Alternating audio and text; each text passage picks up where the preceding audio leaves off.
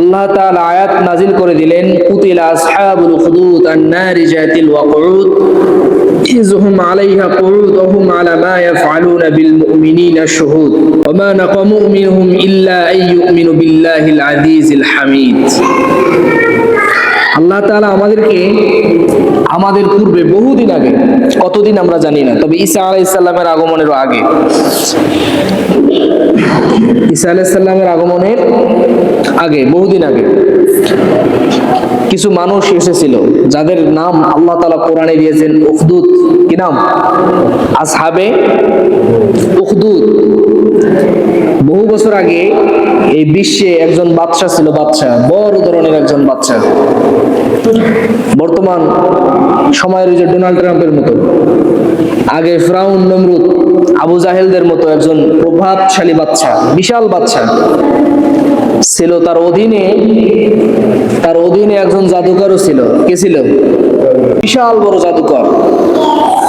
একদিন সে বাদশাকে ডাক দিয়ে বলছে, বাদশা, আমার তো বয়স শেষ হয়ে যাচ্ছে, আমার মৃত্যুর সময় ঘনিয়ে আসতেছে, সুতরাং এই বিদ্যাগুলো আমি কি করব?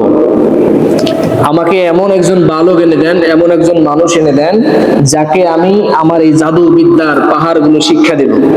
জাদু বিদ্যাগুলো তাকে কি দেবে? শিক্ষা দিয়ে চলে যাবে। বাচ্চা তাই করলো। পুরা দেশ খুঁজে, তন্ন বিতন্ন করে খুঁজে একজন বালক, সুন্দর ফুটফুটে একটা বালক, এবং সেই বালকটা ছিল মেধাবী। সেই বালককে ম্যানেজ করলো, করার পরে তাকে বাদশার কাছে দিল। বাদশা সেই বালকটাকে আবার জাদুকরের কাছে দিল। জাদুকর তাকে জাদু শিক্ষা দেবে। কি শিক্ষা দেবে? জাদু শিক্ষা দিবে, তার রাষ্ট্রীয় কাজে প্রয়োজনে অপ্রয়োজনে তাকে লাগবে। তো জাদু শিক্ষা দিতে দিতে এই বাচ্চা একটু করে বড় হচ্ছে, ছোট মানুষ একটু করে বড় হচ্ছে, একটু করে বড় হচ্ছে।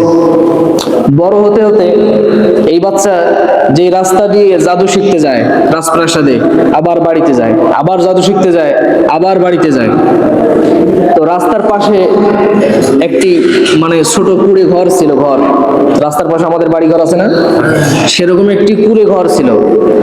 ওই রাস্তার ওই ভেতর থেকে কে জানি সুমধুর কণ্ঠে কি জানি তেলাওয়াত করে, সুবহানাল্লাহ বলেন। বাচ্চাটা যাওয়ার সময় তার কানে পড়লো। কানে পড়ার সময় এই বাচ্চা দাঁড়িয়ে গেছে, সেখানে অনেকক্ষণ শুনলো। আবার পরের দিন যখন আসে, আবার সেখানে দাঁড়িয়ে শোনে। এই শোনার কারণে দেরি হয়ে যায়। কি হয়ে যায়? এই দেরি হওয়ার কারণে রাজপ্রাসাদে যখন যায় তখন জাদুঘর তাকে মারধর করে দেরির কারণে। আবার জাদু শিখে বাড়িতে যাওয়ার সময় যখন সে ওইখানে দাঁড়িয়ে থাকে, তখন বাড়িতে যেতে আবার তার দেরি হয়ে যায়। বাবা মা আবার তাকে বকাঝকা করে। তো এই বাচ্চা এগুলো সহ্য করতে না পেরে সে একদিন দাঁড়িয়ে গেল। ওই দরবেশ, ওই পাদ্রীকে দেখে সে দাঁড়িয়ে গেল, বাড়ির পাশে দেখে দাঁড়িয়ে গেল। দাঁড়ানোর পরে ওই পাদ্রী বোঝেন, দরবেশ, ওই দরবেশকে দেখে দাঁড়িয়ে গেল। দাঁড়িয়ে যাওয়ার পরে তাকে বলল যে, এই বাড়ি থেকে আপনি থাকেন? যে হ্যাঁ, আমি প্রতিদিন আপনার এই বাড়ির দিক থেকে যাওয়া আসা করি। কোথায়? যে রাজপ্রাসাদে যায় জাদু শেখার জন্য। উনি তো মুরব্বী হয়ে গেছে, বয়স হয়ে গেছে, মারা যাবে, আমাকে সেগুলো শিক্ষা দিচ্ছে। তো আপনার এখান থেকে যেতে আসতে আপনি ভেতর থেকে কি যে বলেন, কি যে পড়েন, আমি কিন্তু জানি না, আমার কেন জানি খুবই ভালো লাগে। সুবহানাল্লাহ বলেন। ওই দরবেশ ছিল তৎকালীন আল্লাহ তাআলার প্রেরিত যে কিতাব ছিল, সেই কিতাবের অনুসারী ছিল। তো আমার খুব ভালো লাগে, আমার ইচ্ছা হয়, আপনি কি আমাকে শিখাবেন? আপনি কি আপনার সঙ্গে আমাকে একটু শিখাবেন বা শোনাবেন? তিনি বললেন যে, তুমি তো জাদু শিখতে যাও, আচ্ছা ঠিক আছে, শেখাবো। বাড়িতে মারধর করে দেরি হলে, আবার ওখানে মারধর করে ওখানে যাইতে দেরি হলে। এই কথা যখন তাকে বললো, তো তাকে হিকমত শিক্ষা দিল, হিকমত, কৌশল অবলম্বন করতে শিখালো। যে যখন তুমি বাড়ি থেকে এসে আমার কাছে বসবা, এখানে শিখবা, ইসলামিক জ্ঞান শেখার পরে যখন তুমি রাজপ্রাসাদে যাবা, তোমার তো দেরি হয়ে যাবে। তখন জাদুকর বললে তাকে বলবা যে, বাসা থেকে আমার কাজ ছিল, বাসা থেকে আসতেই আমার দেরি হয়ে গেছে। আবার যখন এখান থেকে জাদু শিখে যখন আবার আমার কাছে এসে বসবা, এখান থেকে যখন বাড়িতে যেতে দেরি হবে, তখন বাড়িতে বলবো যে জাদু করেই আমাকে লেট করে ছুটি দিয়েছে। হিকমত, কৌশলের প্রয়োজন আছে না নাই? কৌশল অবলম্বন করতে হবে না? উদু ইলা সাবিলি রাব্বিকুম বিল হিকমা, আল্লাহ তাআলা কৌশল অবলম্বন করতে বলেছেন, কিন্তু মিথ্যা নয়। মিথ্যা বলা যাবে? কৌশল অবলম্বন করতে হবে। এই কথা যখন বললেন, ঠিক আছে, সে বাড়িতে যাওয়ার সময় একবার ওই পাদ্রীর কাছে বসে ইসলাম শিখে, দ্বীনি জ্ঞান শিখে, আবার সে জাদুঘরের কাছে যাওয়ার সময় আর একবার দ্বীনি জ্ঞান শিখে, তারপরে জাদুঘরের ওখানে যায়। এভাবে করতে করতে করতে করতে কিছুদিন যাওয়ার পরে হঠাৎ করে ওই জাদুঘর মারা গেছে। ওই জাদুঘর মারা গেছে। মারা যাওয়ার পরে আলহামদুলিল্লাহ এইদিকে এই বাচ্চাটা কিশোর হচ্ছে, মানে বড় হয়ে যাচ্ছে, কিশোরে পদার্পণ করছে আর কি। এই বাচ্চাটা এদিক দিয়ে ইসলামিক জ্ঞানে দীক্ষিত হচ্ছে, ইসলামিক জ্ঞান সে অর্জন করতেছে। শিখতে শিখতে সে এক পর্যায়ে আলহামদুলিল্লাহ অনেক কিছুই শিখে গেছে ইসলাম সম্পর্কে। এমনকি সে মুমিন হয়ে গেছে, কালিমা পড়ে মুসলমান হয়ে গেছে, ইমানদারও হয়ে গেছে। সুবহানাল্লাহ বলেন। আরে আরো জোরে বলেন সুবহানাল্লাহ। আওয়াজ এত কম কেন? আরো জোরে বলেন সুবহানাল্লাহ। সেই ইসলামিক জ্ঞানে দীক্ষিত হতে হতে ইসলামিক জ্ঞান তার অর্জন হয়ে গেল। এখন বহুদিন হয়ে গেছে, সে একদিন বাসা থেকে রাজপ্রাসাদে যাওয়ার জন্য বের হয়েছে। বাসা থেকে রাজপ্রাসাদে যাওয়ার জন্য বের হয়েছে বাদশার কাছে। প্রতিমধ্যে যে রাস্তা দিয়ে যায়, ওই রাস্তা থেকে মাটি ফুঁড়ে একটা প্রাণী বের হয়েছে। মাটির নিচ থেকে একটা ভয়ঙ্কর প্রাণী বের হয়ে দাঁড়িয়ে আছে, রাস্তা বন্ধ করে দিয়েছে। মানুষজন ভয়ে আর চলাফেরা করে না। মাটির নিচ থেকেই প্রাণী বের হবে, এটা আপনাদের বিশ্বাস হয়? ওই যে দাব্বাতুল আরদের মতো মাটির নিচ থেকে প্রাণী বের হবে, আবার এই প্রাণী মানুষের সঙ্গে কথা বলবে। না না, বিশ্বাস করেন এগুলা? বিশ্বাস হয় আপনাদের? বিশ্বাস না হলে কিন্তু ঈমান থাকবে না। মাটি পুরে প্রাণী বের হবে, আবার এই প্রাণী মানুষের সঙ্গে কথাবার্তাও বলবে। এমনও হবে কিয়ামতের আগে। এটা একটা আলামতের কথা রাসূল সাল্লাল্লাহু আলাইহি ওয়াসাল্লাম বলেছেন। তো ওই বাচ্চা যখন দেখলো যে মানুষের চলাচলের রাস্তা বন্ধ হয়ে গেছে, কেউ চলাচল করতে পারছে না ভয়ে, সেও যাইতে পারতেছে না ভয়ে, তখন সে একটা সুযোগ চিন্তা করলো, একটা সুযোগ পেলাম যে দেখি তো কে আল্লাহর কাছে সবচেয়ে বেশি পছন্দনীয়, জাদুকর নাকি দরবেশ। সুবহানাল্লাহ বলেন। এটা নির্ণয় করার জন্য সে একটা সুযোগ কিন্তু পেল যে জাদুকর আল্লাহর কাছে বেশি প্রিয় নাকি এই দরবেশের কাজ আল্লাহর কাছে বেশি প্রিয়। এটা অবজার্ভ করার জন্য, জাস্টিফাই করার জন্য, এই কাজটা সে পর্যবেক্ষণ করার জন্য একটা ইট বা পাথর হাতে তুলে নিল। কি হাতে তুলে নিল? পাথর। একটি পাথর হাতে তুলে নিল। হাতে তুলে নেওয়ার পরে সে বলছে আল্লাহকে, এভাবে বলছে, মনোযোগ দেন, কেউ অন্যদিকে মনোযোগ দিবেন না। সে আল্লাহকে এভাবে বলছে যে আল্লাহ, পাদ্রীর কাজ এবং জাদুকরের কাজ, এই দুই কাজে আমার অর্জন। হে আল্লাহ, জাদুকরের কাজের চেয়ে যদি ওই দরবেশ এর কাজ আপনার কাছে বেশি প্রিয় হয়ে থাকে, তাহলে আমি বিসমিল্লাহ বলে এই প্রাণীটাকে যদি ঢিল দেই সে যেন মারা যায়। সুবহানাল্লাহ বলে। তো সেই কথা বলে পাথর হাতে নিয়ে বিসমিল্লাহ বলে একটা ঢিল মেরেছে ওই প্রাণীর গায়ে। সঙ্গে সঙ্গে প্রাণী ডেড, মারা গেছে। সুবহানাল্লাহ বলে। সঙ্গে সঙ্গে প্রাণী কি? মারা গেছে। মারা যাওয়ার পরে এই যে শত শত মানুষ দেখলো যে কিরে, আমরা তো কেউ সামনে যাওয়ার সাহস পাইলাম না, এতটুকু একটা কিশোর বালক একটা পাথর হাতে নিয়ে এত বড় একটা প্রাণীকে মেরে ফেললো। না না, এটা তো সাধারণ কোনো বিষয় নাই, সাধারণ কোনো ব্যাপার, সাধারণ কোনো ব্যাপার নয়। আসলে সে জানতে হবে আসলে কি। এবার সে যখন রাজপ্রাসাদে চলে গেল, আস্তে আস্তে তার কাছে পেশেন্ট আসতে শুরু করলো। পেশেন্ট মানে রুগী, ডাক্তার যারা আছে, রুগী তাদের কাছে যায় কিনা? কথা আপনারা বুঝতেছেন না, সবাই বলেন, আপনারা বুঝতেছেন? ডাক্তার যারা আছে, রুগী তাদের কাছে যায়, ঠিক তার কাছেও পেশেন্ট যাওয়া শুরু করলো। পেশেন্ট যাওয়া শুরু করলো, রুগী যাচ্ছে। কুষ্ঠ রোগী সেখানে গিয়ে ভালো হয়ে যায়, কুষ্ঠ রোগী যদি যায় সেখানে গিয়ে বলে যে বালক আমাকে শেফা দান করেন, বালক তখন রাজপ্রাসাদে বসে বলে যে না, শেফা দান করার ক্ষমতা আমার নাই, শেফা দান করার ক্ষমতা কার? আল্লাহ।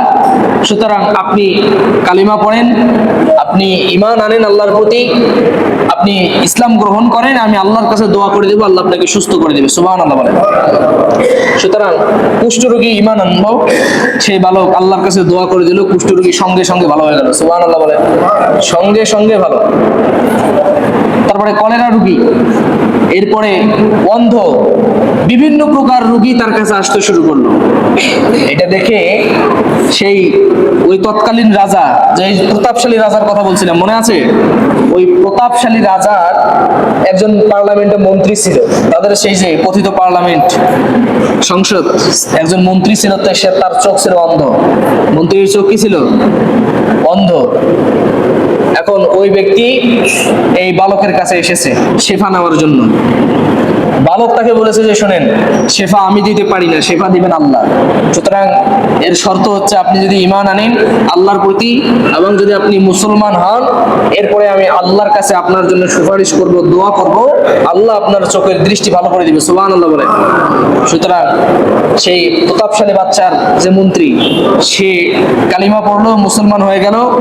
এই বালক দোয়া করে দিল, মুহূর্তে তার জন্মন্ধ চোখ ভালো হয়ে গেল। সুবহানাল্লাহ, সুবহানাল্লাহি ওয়া বিহামদিহি, ভালো হয়ে গেল। পরের দিন যখন সে সংসদ অধিবেশন, সংসদে তাদের পার্লামেন্টে চলে এসেছে, বাদশার কাছে বসেছে। বাদশা দেখে এই ব্যক্তির তো চোখ ভালো, এ তো অন্ধ ছিল। তাকে জিজ্ঞেস করলো যে আপনি কিভাবে শেফা লাভ করলেন, আপনি তো অন্ধ ছিলেন, আপনার চোখ কিভাবে ভালো হয়ে গেল? তখন বলছে যে আমার রব আমাকে শেফা দান করেছে। সুবহানাল্লাহ বলেন। তখন বাদশা চমকে উঠল যে কি, তোমাদের রব তোমাকে শেফা দান করেছে?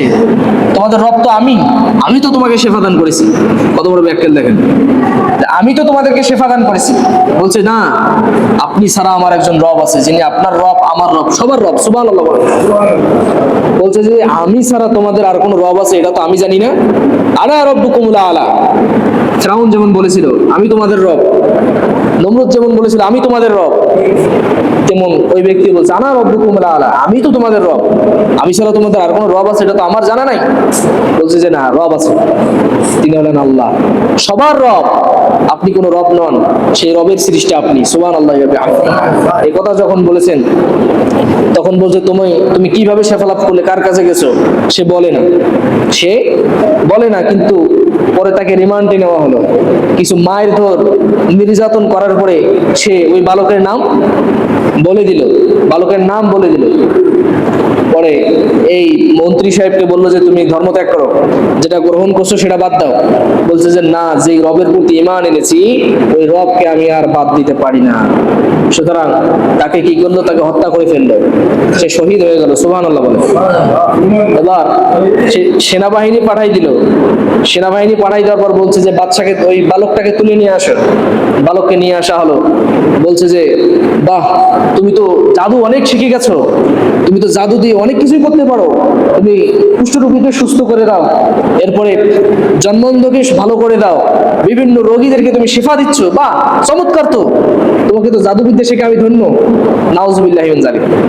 তখন বলছেন যে না বাচ্চা, এটা নয়, জাদু নয়, আমি পাদ্রীর জ্ঞানে দীক্ষিত হয়ে, শিক্ষিত হয়ে আমি ইসলাম গ্রহণ করে মুসলমান হয়ে গেছি। সুবহানাল্লাহ বলেন। সুতরাং আমি শেফা দিতে পারি না, শেফা আল্লাহ রাব্বুল আলামিন দেয়। তখন বলছে যে তুমিও কি সেই রবের কথা বলছো? যে হ্যাঁ। বলছে যে না, আনা রব্বুকুমুল আলা, আমি তো তোমাদের রব, তোমাদের তো আর কোনো রব থাকতে পারে না। বলছে না, আমাদের রব আছে, মুনিব আছে, যিনি সমগ্র বিশ্বের রব। সুবহানাল্লাহ বলেন। এই কথা যখন বলেছেন তখন বলছে যে তুমি এই ভ্রান্ত ধারণা বাদ দাও। বলছে যে না, আমি এই ধর্ম ত্যাগ করতে পারবো না। তখন বলছে তাহলে তোমাকে শেষ হতে হবে, তোমার মৃত্যু হয়ে যাবে, তুমি তো শেষ হয়ে যাবে। বলছে ঠিক আছে, তাই হোক। তখন বললো যে সেনাবাহিনীদেরকে ডাক দিল যে শোনো, এই বালককে ওই পাহাড়ের চূড়ায় নিয়ে যাও, পাহাড়ের একদম কোথায়, চূড়ায়, একদম উপরে নিয়ে যাও। এরপরে তাকে ধর্ম ত্যাগের ব্যাপারে বলো, সে যদি মেনে নেয়, ত্যাগ করে, তাহলে তাকে নিয়ে আসবা। আর যদি সে ধর্ম ত্যাগ না করে, ওইটার উপরেই অটুট থাকে, তাহলে ওই পাহাড়ের উপর থেকে তাকে নিক্ষেপ করে হত্যা করে ফেলো। নাউজুবিল্লাহি মিন যালিক। যখন এই কথা বলেছেন সৈন্যবাহিনীরা তাকে নিয়ে গেল পাহাড়ের চূড়ায়। নিয়ে যাওয়ার পরে এই পাহাড়ের চূড়া থেকে সেই ব্যক্তিকে, ওই বালককে বলল যে তুমি কি তোমার ধর্ম ত্যাগ করবা? বলছে যে না, আমি সেটাতেই অটুট থাকবো, সুতরাং আমি চেঞ্জ হতে পারবো না, পরিবর্তন হতে পারবো না। তখন বলছিল তাহলে আমরা তোমাকে এখান থেকে ফেলে দেব। বলছে যা ইচ্ছা তোমরা করো। এই অন্তিম মুহূর্তে ওই বালক আল্লাহর কাছে একটা দোয়া বলেছিলেন, আল্লাহর কাছে একটা দোয়া বলেছিলেন, দোয়াটা শিখে নেন, এরকম বিপদে যদি পড়েন তাহলে সেটা কাজে লাগাবেন।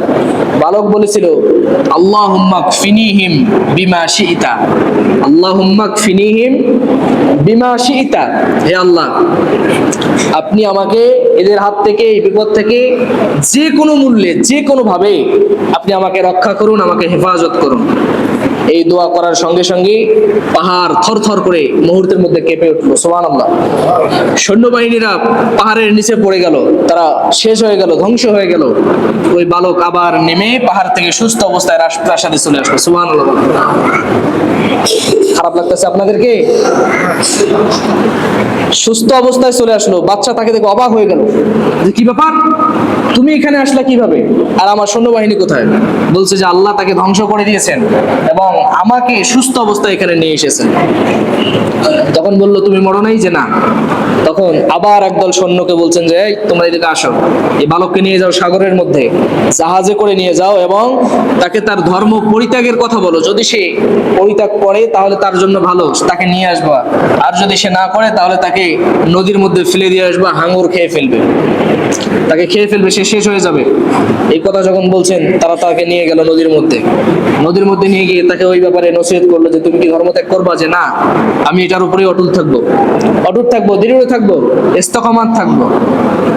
যখন এই কথা বলেছেন তখন তারা বলছে তাহলে আমরা তোমাকে পানিতে নিক্ষেপ করবো। বলছে ঠিক আছে করো। সে আবার আল্লাহর কাছে দোয়া করলো আল্লাহুম্মা কফিনিহিম বিমা শিইতা। দোয়াটা মুখস্থ হয়েছে আপনাদের? আল্লাহুম্মা কফিনিহিম বিমা শিইতা। মুহূর্তের মধ্যে সাগরের মধ্যে ঘূর্ণিঝড় শুরু হলো, সাইক্লোন শুরু হয়ে গেল, জাহাজ ডুবে গেল, সৈন্যবাহিনীরা ডুবে গেল। ওই বাচ্চা, ওই কিশোর, ওই যুবক সুস্থ অবস্থায় আবার রাজপ্রাসাদে চলে আসলো। সুবহানাল্লাহ বলেন। এই দিকের লোকগুলা বলে সুবহানাল্লাহ, আপনারা তো বলেন না, বলেন না সুবহানাল্লাহ। সে আবার রাজপ্রাসাদে চলে আসলো। এবার বলছে, বাদশা বলতেছে কি ব্যাপার, তুমি আবারও ফিরে আসছো? যে হ্যাঁ, আমার আল্লাহ আমাকে হেফাজত করেছে, তাদেরকে ধ্বংস করে দিয়েছে। সুতরাং বাচ্চা শোনেন, আপনি এভাবে আমাকে শেষ করে দিতে পারবেন না, আপনি আমাকে এভাবে হত্যা করতে পারবেন না, আপনি আমাকে এভাবে নিভিয়ে দিতে পারবেন না। আমাকে যদি হত্যাই করতে হয়, আমাকে যদি শেষ করে দিতে হয়, তাহলে আমি যেই পথ বলে দেব ওই পথেই হবে, তাছাড়া হবে না। বাদশা বলল তাহলে কি হবে, তুমি বলো কিভাবে? এই কিশোর, এই বালক বলতেছে যে আপনি কোনো এক ময়দানে, কোনো এক মাঠে এই এলাকার বা এই রাজ্যের যত মানুষ আছে, এই ন্যাশনে যত মানুষ আছে, সবাইকে আপনি সমবেত করবেন। সবাইকে কি করবেন? সবাইকে অ্যানাউন্স করে সমবেত করবেন, তারা সবাই সেখানে দাঁড়িয়ে থাকবে, দেখবে। আর ওই ময়দানের বা ওই জায়গার মাঝখানে একটা স্তম্ভ নির্মাণ করবেন। হাদিসে এসেছে খেজুর গাছ, কি গাছ? খেজুর গাছ। এই খেজুর গাছ নির্মাণ করবেন, করার পরে আমাকে তার সঙ্গে বেঁধে ফেলবেন। বাঁধার পরে আমার তীর থেকে, ধনুক একটা তীর নিয়ে আমাকে নিশানা দিবেন, আমাকে নিশানা দিবেন। এরপরে আমি যা বলবো সেইটা মেনে তীর নিক্ষেপ করবেন, আমি শেষ হয়ে যাব। বাদশা তাই করলো, সবাইকে অ্যানাউন্স করে বড় একটা ময়দানে হাজির করলো। হাজির করার পরে সেখানে তাকে বেঁধে ফেললো, তার পেছন থেকে তীর নিল, তীরকে নিশানা দিল। আমি কিন্তু বানানো কোনো কাহিনী বলতেছি না, এখানে অনেক আলেম ওলামা আছেন, সূরা বুরুজে দেখবেন। তাকে নিশানা দেওয়া হলো, এরপরে বলা হলো যে আপনি, আমি যা বলে দেব আপনি তা বলবেন, তারপরেই আপনি তীর আমাকে ছুড়বেন। বলছে ঠিক আছে, কি বলতে হবে বলো। তখন সে একটা দোয়া শিখিয়ে দিলেন যে এই দোয়াটা পড়তে হবে, এই কথাগুলো বলতে হবে, তাহলেই আমাকে তীর নিক্ষেপ করে শেষ করা যাবে। কি দোয়া বলতে হবে তিনি শিখিয়ে দিয়েছেন, বিসমিল্লাহ বিসমিল্লাহ বিসমিল্লাহি রব্বি হাযাল গুলাম, বিসমিল্লাহি রব্বি হাযাল গুলাম। তিনি শিখিয়ে দিলেন যে আল্লাহর নামে ওই বালকের আল্লাহর নামেই আমি তীর নিক্ষেপ করলাম, এইটা বলে আপনাকে তীর নিক্ষেপ করতে হবে। তখন ওই বাদশা সেটাই করলো, বিসমিল্লাহি রব্বি হাযাল গুলাম, এইটুকুন বলে তীরটা নিক্ষেপ করলো। নিক্ষেপ করার সঙ্গে সঙ্গে এই দিক দিয়ে এই দিক বের হয়ে গেছে। মুহূর্তের মধ্যে বাচ্চাটা হাত পা ছেড়ে দিয়ে মুহূর্তের মধ্যে সে শহীদ হয়ে গেছে। সুবহানাল্লাহ বলেন। এই দৃশ্য দেখলেন শত শত হাজার হাজার মানুষ, এই দৃশ্য দেখলেন শত শত হাজার হাজার মানুষ। দেখার পরে এখানে কি শিখলেন? দেখার পরে তেনারা চিন্তা করলো যে কি ব্যাপার, দুইবার বাচ্চা চেষ্টা করলো তাকে হত্যা করার, কিন্তু পারলো না। এই বালক যেভাবেই বললো সেভাবেই তাকে হত্যা করা হলো, তাছাড়া পারতো না। সুতরাং না, আমরা যে আকীদা যে ধর্মে আছি সেটাই ভ্রান্ত, ওই বালকের ধর্ম, ওই বালকের আকীদাই সত্য। সুবহানাল্লাহ বলেন। এইটা চিন্তা করে ওই নেশনের সমস্ত মানুষ তারা আল্লাহর প্রতি ঈমান আনলো, আল্লাহর প্রতি ঈমান আনলো, মুসলমান হয়ে গেল এবং ঘোষণা দিতে শুরু করলো আল্লাহর গুণকীর্তন। বাদশার মাথা কি ঠিক আছে? বাদশার মাথা তো খারাপ হয়ে গেছে। মন্ত্রী বর্গ পরিষদের একজন বলল যে বাদশা এখন কি হবে, একটাকে তুই থামাতে পারি না, এখন তো পুরা নেশন সব মানুষই তো কালিমা পড়ে মুসলমান হয়ে গেছে, সব মানুষই তো আল্লাহর প্রতি ঈমান এনেছে, এখন তাদেরকে কিভাবে সামলাবেন? হিতে বিপরীত হয়ে গেল। একজনকে হত্যা করলাম এইটা থেকে বিরত থাকার জন্য, কিন্তু তার মাধ্যমে শত শত লক্ষ লক্ষ মানুষ আবার সেই ধর্মেরই অনুসারী হয়ে গেল। সুবহানাল্লাহ বলেন। যুগ জামানা বদলে দিতে চাই না অনেকজন, এক মানুষই আনতে পারে জাতির জাগরণ, এক মানুষই বিপদকালে বাঁচায় কাফেলা, ক্ষুদ্র ডিঙ্গি বাঁচায় জাহাজ, অসীম দরিয়া। কথাটার বাস্তবতার মিল আছে কিনা? বিশ্বকে চেঞ্জ করতে একজন হাজার হাজার মানুষের প্রয়োজন হয় না তো, একজন ওমরই যথেষ্ট, একজন ওই আসহাবে উখদুদের একজন বালকই যথেষ্ট। তারা সবাই তখন মুসলমান হয়ে গেল। মুসলমান হয়ে যাওয়ার পরে বাদশার মাথা গরম হয়ে গেল যে কি করা যায়। তখন বাদশা বলল যে চতুর্দিকে পরীক্ষা খনন করো, খাল খনন করা শুরু করে দাও, গর্ত করো, গর্ত, সেখানে কাঠ এবং লাকড়ি দাও, দিয়ে আগুন জ্বালাও, আগুন জ্বালাও, কেউ যেন এখান থেকে যেতে না পারে। আগুন জ্বালানো হলো। আগুন জ্বালায় বলতেছে যে যারা এই ধর্মের উপরে অটুট থাকবে তাদেরকে এখানে নিক্ষেপ করা হবে, আর যদি এই ধর্ম তোমরা ত্যাগ করো তাহলে তোমরা এখান থেকে বেঁচে ফিরতে পারবে। তখন তারা কেউ তাদের কথা শুনলো না, সবাই এক এক করে ওই আগুন জ্বলিত প্রজ্বলিত গর্তের মধ্যে লাফ দিতে শুরু করলো। সুবহানাল্লাহ বলেন। সবাই আগুনে লাফ দিয়ে তারা কি জাহান্নামে গেছে? তারা দেখতেছে এটা আগুন, কিন্তু আগুনের মধ্যে আল্লাহ জান্নাত তুলে ধরেছেন না, বলেন সুবহানাল্লাহ। তারা লাফ দিতে থাকলো, সবাই আগুনের মধ্যে চলে গেল, আর তারা উপুর হয়ে মাথা উকি দিয়ে তাদের জ্বালিয়ে পুড়ে শেষ হওয়ার দৃশ্যগুলো দেখতেছিল। কিন্তু একজন মহিলা, সে লাফ দিবে, কিন্তু তার কোলে একটা দুধের বাচ্চা ছিল। কি ছিল? একটা দুধের বাচ্চা। এই বাচ্চাটার জন্য সে ইন্তস্ত বোধ করতেছিল যে আসলে ঝাঁপ দিব কিনা, দিব কিনা। তখন আল্লাহ ওই বাচ্চার উপরে বারাকা নাজিল করলেন, তার জবান ছেড়ে দিলেন। দুধের বাচ্চা বলতেছে যে ইয়া উম্মা, হে আমার মা, আপনি হকের উপরে আছেন, সত্যের উপরে আছেন, আপনি আগুনে লাফ দিয়ে পড়েন, আগুন আগুন নাই, আগুন জান্নাত হয়ে গেছে। সুবহানাল্লাহ বলে। দুধের বাচ্চাকে নিয়ে মা আগুনের মধ্যে লাফ দিল, মুহূর্তের মধ্যে তারা শহীদ হয়ে গেল। সুবহানাল্লাহ। এখান থেকে শিক্ষা কি নিলেন? একজন যুবক, একজন বালকের দ্বারা আল্লাহ পুরো একটা নেশনকে হিদায়াত দিলেন। এরপরে আবার আল্লাহ তাআলা তাদেরকে আগুনের কুণ্ডলিতে ফেলালেন, আবার সেখানে শহীদ করে আল্লাহ তাআলা জান্নাতে নিয়ে গেলেন। সুবহানাল্লাহ। পুরো বিশ্বকে ইসলামের দিকে নিয়ে আসতে হাজার হাজার মানুষের প্রয়োজন নয়, একজন মানুষ হলেই যথেষ্ট। একজন মানুষই আমাদের জাতির বিবেকের জাগরণ আনতে পারে। সেই জামানার বালক, ছোট্ট বালক, তার জীবন দিয়ে দিয়ে একটা কমকে হিদায়াতের পথে নিয়ে আসছে। আর আমাদের সময়ের বালক এখন টিকটক নিয়ে ব্যস্ত। কথা বলেন ঠিক কিনা? এখন মোবাইল নিয়ে ব্যস্ত, ঠিক কিনা? এখন ওই যে কি বলে গেম, ফ্রি ফায়ার নিয়ে ব্যস্ত। এখন তারা প্রেমিক প্রেমিকার বৈশাখী মেলা নিয়ে ব্যস্ত। কথা বলেন ঠিক কিনা? তাদের মনে এই চিন্তা নাই তার দ্বারা দিনের কতটুকুন কাজ হবে, আমার দ্বারা দিন কতটুকুন এগিয়ে যাবে, আমি দিনের কতটুকুন কাজ করতে পারলাম। আমাদের সন্তানদের, আমাদের এই জেনারেশনের সেই চিন্তা নাই। আমাদের চিন্তা হচ্ছে খালি যে দুনিয়াদারি, টাকা পয়সা, বাড়ি গাড়ি, এরপরে অর্থ, মোবাইল, টিকটক, ফেসবুক, কি করা যায়, নাটক, সিনেমা, হলিউড, বলিউড। আমাদের সন্তানদের চিন্তা হচ্ছে এরকম, ঠিক কিনা?